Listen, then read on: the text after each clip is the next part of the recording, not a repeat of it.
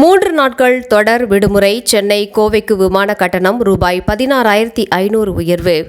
3 நாட்கள் தொடர் விடுமுறை என்பதால் சென்னை கோவை விமான கட்டணம் ரூபாய் 16,500 உயர்ந்துள்ளது.